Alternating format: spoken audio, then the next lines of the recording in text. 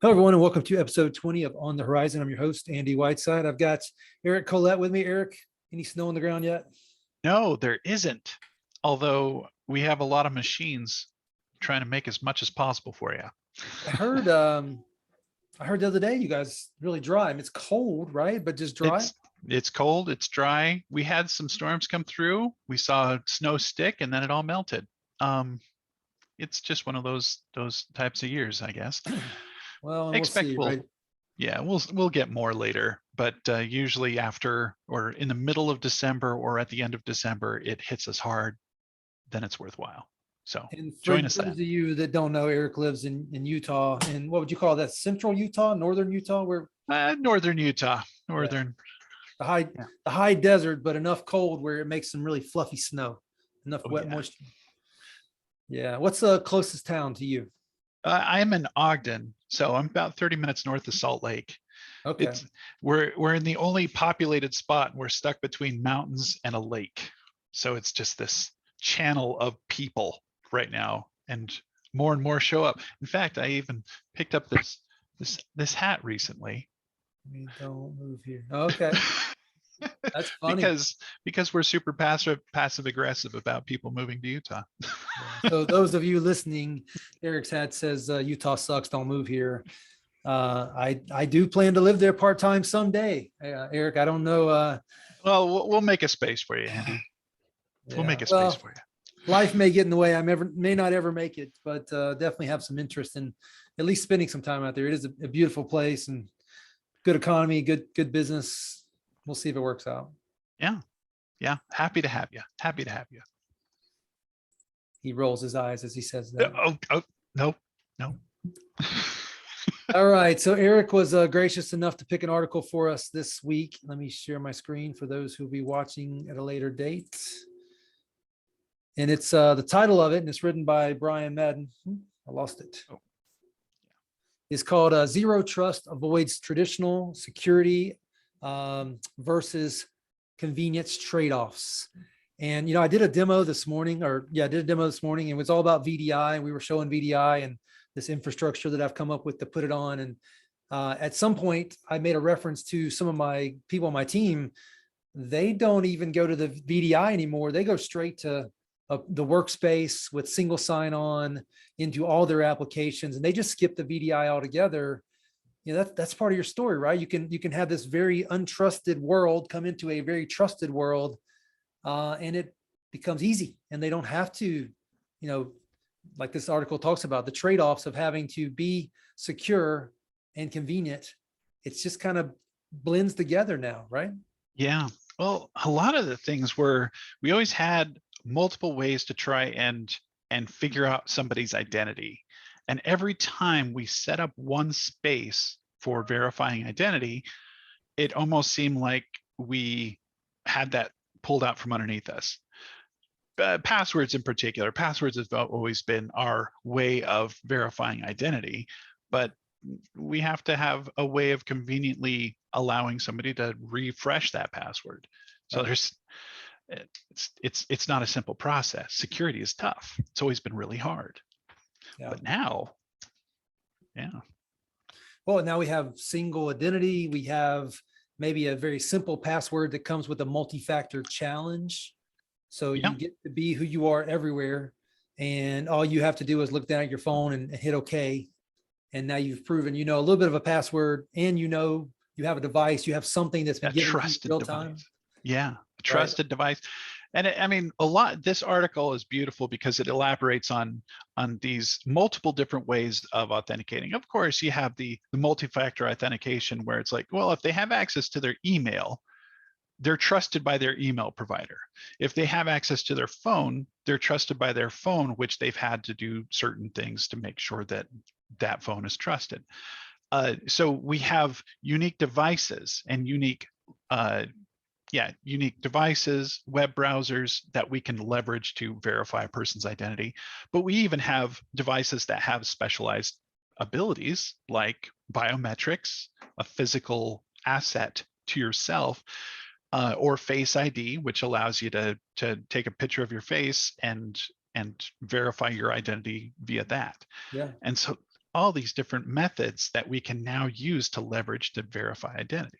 Why don't I give you an example of that? A couple hours ago, I'm pulled over at a convenience store trying to buy something for lunch. And yeah, it's pretty sad, but that's what it was. And I go to get some tickets for Ticketmaster for a hockey game that we're hosting tomorrow night down in Florida. And it pops up to Ticketmaster and it's like, oh, my username and password. Oh, I can't believe I have to type this in. And then it starts looking for my face. And with a matter of seconds, it was secure because it knew who I was, but it was also convenient for me. I didn't have to type a single letter. I know that's become more and more normal in like consumer world, but it's becoming mainstream in our work world too. And it gets better, but secure all at the same time. Yeah. And that's the weird part, that ability to maintain convenience is still maximized. If you scroll down a little bit, he's got another chart that shows basically we're looking at a rectangle and you draw a diagonal line corner to corner through there. And security has always been a maximum at one side where you have all of these different protection methods, but then convenience means you were insecure. You've never felt like you always had it buttoned up. But just a little bit down a little bit further on this article, you just see convenience just layering on top of it as a maximum ability all the way through. And you can actually have maximum security and maximum convenience because So, Eric, of those different. how is that possible? How do we have just as secure and just as convenient, just stacked on top of each other? What's driving that? So I would say that there's a little dip in convenience up front, just a dip, because there are things that you have to establish first. As soon as you've established your identity as a person, as an entity, and you have verified your physical assets, you've verified your virtual assets, and all of these different methods that kind of connect together. I think that is the beginning of an example that he doesn't use here, but what I've always considered it as the chain of custody. Yeah. You have a trusted provider that verifies who you are. That starts the chain of custody. That's the first link in the chain, is your identity to your physical person. And then as soon as you get to that point, you can then verify multiple, I guess you could say multiple links in that chain to verify who you are all the way to your access to the product, or access to the application, or access to the information that you're looking for. But as soon as all those chains have been established, your location, this two-factor authentication, your Gmail, your device, your physical identity, biometrics and Face ID and so forth, as soon as those have been established, you can use any one of those in a rotating fashion to get complete access. Well, I agree with you on that. I'm sitting here looking at a 1.5 year old phone. It used to be that I would get a new mobile phone every year. And somebody looked at me the other day and said, why don't you just get a new phone? I'm like, I don't want to have to go through all the inconvenience of getting it set up for my authenticators again. And, Yes. and I've got probably 3 or 4 on my phone. So I agree. It's not necessarily a perfect transition to having both. But once you get over the hump. Yeah. I mean, so that little dip, I would just chop off the first little point of convenience on this particular piece, where it's not exactly the most convenient at the very, very beginning. But as soon as you establish that, as soon as you put that in place and configure it, like you're saying, so many authenticators, then it becomes super convenient, and everything's at your fingertips. And you go through that little blip just with the idea that you're trying to have the convenience, but you still have to have some level of security, not some level, but a great level of security these days. And it's worth the week long. You get a new phone, you got a week of, oh, I didn't put this on there, let me download. And by download, I mean hit the button that says download. And then if you're on a decent network, within a second or 10 or maybe 20, 30, you got the app back. You got to authenticate old school one time. Now you're back in business. Yeah. Following this line, this mode of thought, for anybody who's out there who wants to test this out, because it's so convenient right now, it's transparent to us. Whenever we log into certain applications, it seems transparent to us. First off, get a new phone and then log out of all of your accounts. log out of your email account, log out of your web, whatever, if it's syncing or whatever else, log out of those and see how it feels to get back in. And all of the different passwords and all the different verifications that you have to go through in order to get back into your stuff.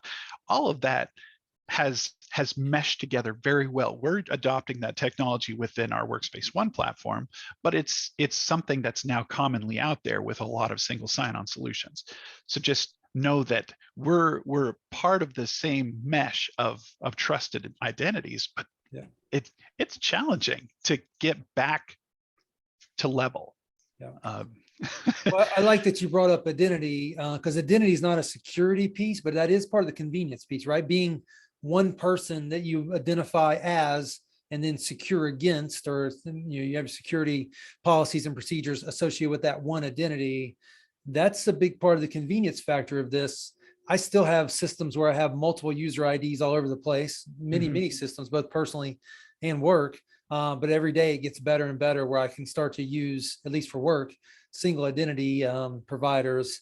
I would do the same thing in my personal life. I just don't have an identity provider I really want to be the source of truth for me. Therefore, I don't use the various social media places or other things for personal identity provider. Social media as an identity provider makes me feel awkward, extremely awkward. So yeah, I agree with that. I've played the game and then I promptly logged myself and rolled all that back because it just doesn't feel right. Yep. Yes. So question for you, multi-factor. So I've got my password. That's one factor, right? Something Yes. Is having my phone and responding to a prompt on my phone, is that two more factors or one factor? So he elaborates a little bit on these particular in this section as well. The idea of having a physical trait or a specific skill or your location. I mean, geolocation is such a big deal. You tell them where you're at, and then you prove where you're at with GPS. But also things that So knowledge of something, skills on something, physical identity and geolocation, and then you can have multiple iterations of, and your password, the password that you said. Right. There's your 5, but they can also split even further. And I'm sure that we will see more in the future, more ways to identify yourself. Yeah. Well, so talk to us about what VMware is doing with Workspace ONE and how these things starting to play into the mix of, SaaS apps, hosted x86 apps, desktop virtualization, and more. Well, the beauty of the onboarding that goes with Workspace ONE is that you're a known quantity to begin with. You have somebody who verifies you, validates you, and then that starts that first link in the chain. You now have an identity within this organization, and then you continue to set up different devices on Workspace ONE as your different authentication methods, and it creates those multiple links in the chain. And as soon as all of that chain gets established, you have total access to all of your Workspace ONE applications, SaaS apps for one. Your VDI will immediately recognize who you are because you have an identity that's verified within your Active Directory. There's all of these different methods that let you get in quickly, and we'll use multiple identification methods, whether that's going to be a multi-factor authentication, like an authentication tool like RSA or gAuth or one of these many that are out there. But also just physical identity starts coming into play where you've got your biometrics aligned with it. So you can use all of them. And geolocation, geolocation is huge for mobile. Well, so I know we're talking a lot about identity and the multi-factor way of proving you are who you are. At the same time, we've got old, I'll call it kludgy systems that people are still using where they're authenticating into a VPN. And then from there, they're going to a specific URL or even worse, an IP address, and trying to then launch something else that requires them to identify again. It's been painful for me over the last year to see people continue to do it that way, knowing that's how I did it in 1998. And that's inconvenient as well as more insecure all at the same time. That's one of the things that solutions like Workspace ONE that brings things into a portal of all different types really helps to solve the simplicity as well as the convenience. I'm using those two words intentionally different, Yeah. as well as the security. It's interesting that you bring it up that way because, well, people don't know what they don't know, and they don't see what our modern approach is. And it's not just our modern approach. We are one. I mean, we're adopting this. We're implementing it heavily. We're making it really easy, but there are others who do the same, and we just it's a universal effort. And as long as you step into it, just step into this world. With Workspace ONE, we only need one password. We only need one set of authentication. As soon as we have your identity, we can now connect you with all different SaaS apps, all different applications, and we can deliver those applications to you. We can track those applications. We know what you're aligned with, what you're not aligned with. And in all of those aspects, we basically deliver convenience so that you can do your job without having to go through a whole lot of effort. I mean, I have one password. I really do. For my job, I have one password. And just asking that question, do you have one password? And I, for the most part, do, but not for everything, but for the most part. But question, what are examples of different identity providers that you can use in a Workspace ONE configuration? We are primarily aligned with True SSO, but using Okta is another type of solution that would layer on top with ours. There are a plethora that we can work with third-party identity managers. We have our own, of course, that you can leverage that comes with our package. Again, True SSO is that. But at any point in time, if you wanted to leverage a different identity provider, that will mesh very cleanly in with us. Right. Okay. Yeah. But we still see tons of people that aren't leveraging those, right? I mean, what would you say percentage of people that are still, I mean, are they just authenticating against Active Directory? What are they doing? And it is primarily authenticating against Active Directory. And then everybody has their own personal accounts that attach to different solution providers. Office 365 does have an SSO layer of sorts, as long as you have an appropriate identity, but you still have to log into that with a password. So if you don't have a single sign-on layer, you're not going to get the full benefits of it. It's just anybody who's still kind of in the dark ages and has a million different passwords and is just ham-fisting their way through each security measure and basically over authenticating, if that's even a thing, but over authenticating themselves to get access to small or very confidential information, for one, is needs to be secured, but we can secure it with a lot lower effort than what most organizations are actually doing now. Right. I don't know the percentage. I wish I could say more than there should be. Okay. So Eric, where does this go from here? What's the future of identity? We get to the point where we can just look at the screen and all of a sudden, are we there with Face ID? I mean, how many PCs? I guess there's hello camera, right? I mean, it's becoming more and more common. The one thing about Face ID is that they have a lot of other protective measures behind it. Now, I will say with every authentication method, you have to find a way or find the ways that it will be exploited. So understanding how something gets exploited verifies the security of a particular authentication method. As long as we can always bring up authentication methods that cannot be exploited, like in the case of Face ID, there's a lot of other layers that go in to verify it's a 3D person you're looking at. They have flesh and blood. Maybe they do some IR to see what heat signature there is, that kind of thing. So you can't just hold up a piece of paper and get that to unlock. But as long as those different protective measures are in there, then you can trust the technology to initiate the process. Yeah. It'll evolve.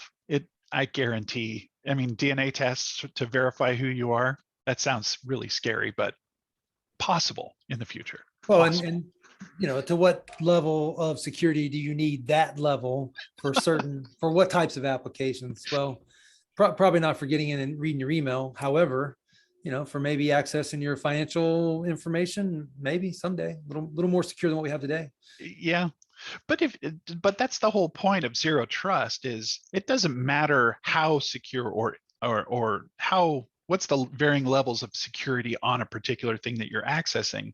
Yeah. We throw all of the security at it. We're throwing everything at it up front. Now, DNA testing might be a little invasive for that kind of thing, but if you can verify it maximally, if that's your gateway all the time to maximum authentication, maximize it, you should use it.